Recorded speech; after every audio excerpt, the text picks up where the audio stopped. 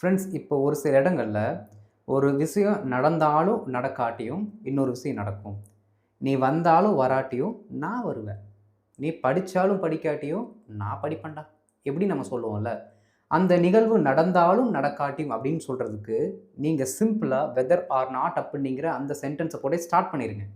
Start பண்ணிட்டு என்ன incident நடந்தாலும் நடக்காட்டியும் நீங்க சொல்றீங்களோ அந்த இன்சிடென்ட்டை பாசிட்டிவ்ல மட்டும் எழுதுங்க. எப்படின்னா இங்க கவனிங்களேன். உனக்கு தெரிந்தாலும் தெரியாட்டியும். இப்போ தெரிந்தாலும் அப்படிங்கிற வார்த்தை பாசிட்டிவ்ல இருக்கு. தெரியாட்டியும் அப்படிங்கிற வார்த்தை நெகட்டிவ்ல இருக்கு. அப்போ நீங்க 2 சென்டென்ஸுமே எழுத தேவையில்லை.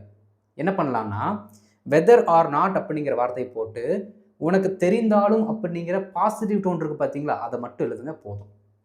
பாருங்க, whether or not you know about it. You know about it. நம்ம எப்படி சொல்லுவோம் வழக்கமா?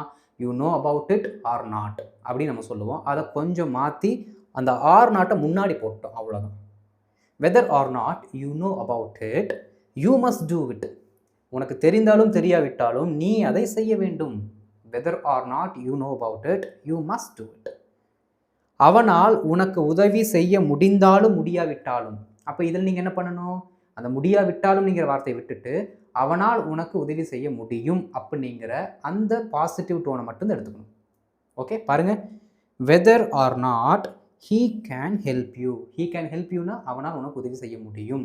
ஓகே, ஏன் முடியாவிட்டாலும்ங்கிற வார்த்தைங்க ஆட் பண்ணலை? அந்த ஆர் நாட் அப்படிங்கிற வார்த்தை அந்த முடியாவிட்டாலும் அப்படிங்கிற நெகட்டிவ் டோன் எடுத்துக்கும். Right. Whether or not he can help you he will be with you.